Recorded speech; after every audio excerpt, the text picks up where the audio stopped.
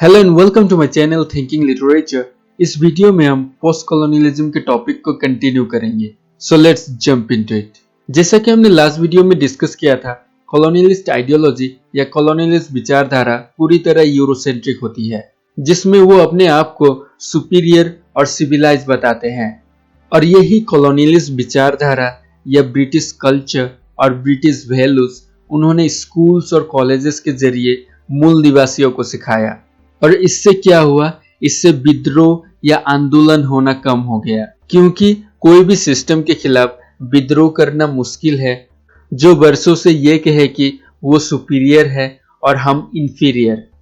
Colonisers का ये plan successful हुआ और इसी वजह से कॉलोनाइज्ड अपने ऊपर हुए अत्याचारों के खिलाफ आवाज नहीं उठाते थे, क्योंकि उन्हें ये सिखाया गया था कि ब्रिटिश कल्चर या ब्रिटिश पीपल सुपीरियर है और वो इंफीरियर है।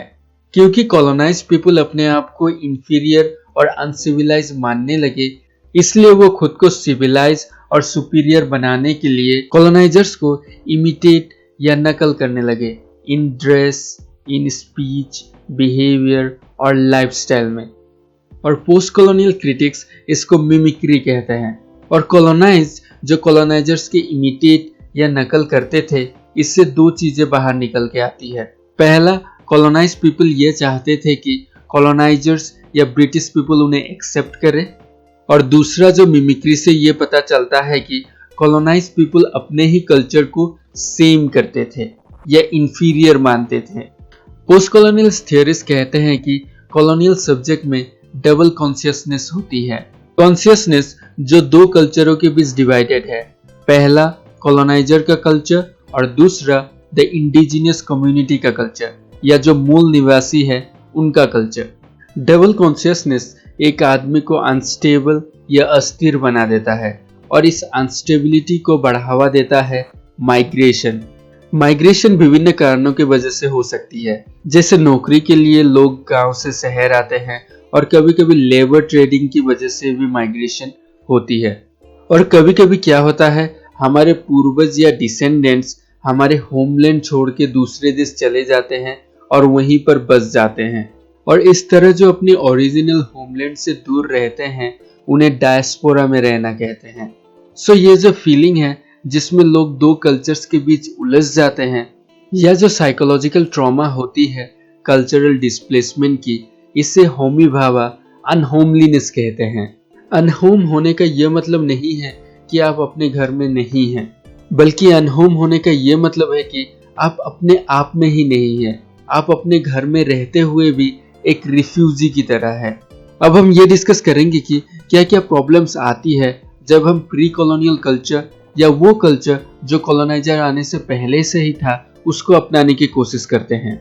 ऑथर्स जैसे थियोंग ने अपनी प्री कॉलोनियल कल्चर को अपनाने के लिए लोकल लैंग्वेज में लिखना शुरू कर दिया, लेकिन ऐसा करने से उनको अपनी वर्क अपने कंट्री के साथ साथ इंटरनेशनली पब्लिश करने में मुश्किल आ रही थी, क्योंकि इंटरनेशनली पब्लिश करने के लिए इंग्लिश लैंग्वेज की जरूरत होती है। सो राइटर्स को अपने वर्क लिखते वक्त डबल एफर्ट लगानी पड़ती है। पहले उन्हें अपनी लोकल लैंग्वेज में लिखनी पड़ती है और बाद में उसे इंग्लिश में ट्रांसलेट करना पड़ता है।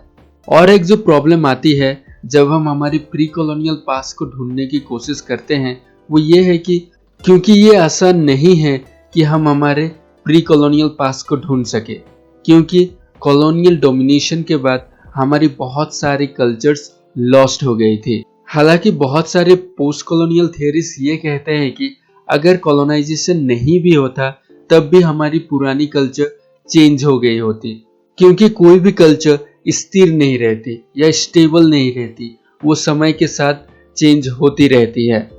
कल्चर चेंज होने के मेनली दो कारण होते हैं।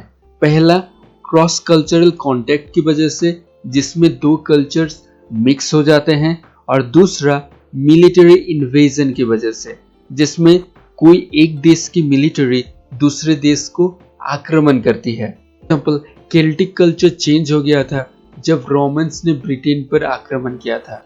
उसी तरह एंग्लो सैक्सन कल्चर चेंज हो गया था जब नॉर्मन्स ने आक्रमण किया था। उसी तरह प्री कॉलोनियल कल्चर या जो कॉलोनाइज की पुरानी कल्चर थी उसने भी यूरोपियन कल्चर या कॉलोनाइजर्स के कल्चर पर इन्फ्लुएंस डाला। और इसी वजह से पोस्ट कॉलोनियल थियरिस्ट कहते हैं कि पोस्ट कॉलोनियल आइडेंटिटी डायनामिक या हाइब्रिड होती है, जिसमें दो कल्चर्स मिक्स हो जाते हैं। पोस्ट कॉलोनियल थियरिस्ट ये जो कल्चरल हाइब्रिडिटी है या कल्चर मिक्स हो रही है, इसको प्रोडक्टिव और एक पॉजिटिव फोर्स की तरह देखती है। पोस्ट कॉलोनियल क्रिटिसिज्म ये कहता है कि कॉलोनियलिज्म पास्ट की बात है, कि अंग्रेज आए, शासन किया और चले गए और कॉलोनाइजेशन खत्म हो गया, लेकिन ऐसा नहीं है। आजकल भी कॉलोनियलिज्म होती है। आजकल की कॉलोनियलिज्म पॉलिटिकली, इकोनॉमिकली या कल्चरली होती है। फॉर एग्जांपल, वर्ल्ड के जो डेवलप कंट्रीज हैं जैसे यूएसए, जर्मनी और रसिया, डेवलपिंग कंट्रीज जैसे इंडिया, पाकिस्तान, श्रीलंका और नेपाल आदि से सस्ते दामों में लेबर लेके जाते हैं और एक्सप्लॉइट करते हैं। और इस नई तरीके की कॉलोनियलिज्म को नियो कॉलोनियलिज्म कहते हैं। कल्चरल इंपेरियलिज्म और एक तरीका है कॉलोनाइज करने का। इससे क्या होता है? इससे एक कल्चर दूसरे कल्चर की फूड, क्लॉथिंग और वैल्यूज और कस्टम्स पर प्रभाव डालता है और समय के साथ साथ उसे पूरी तरीके से रिप्लेस कर देता है। For example, American fashion, food और मूवीज पूरे वर्ल्ड की कल्चर्स के ऊपर प्रभाव डालती है। So we come to the end of this video। अगर आपको वीडियो अच्छा लगा तो लाइक कीजिए, अगर अच्छा नहीं लगा तो डिसलाइक कीजिए और अगर नए हैं तो सब्सक्राइब कीजिए।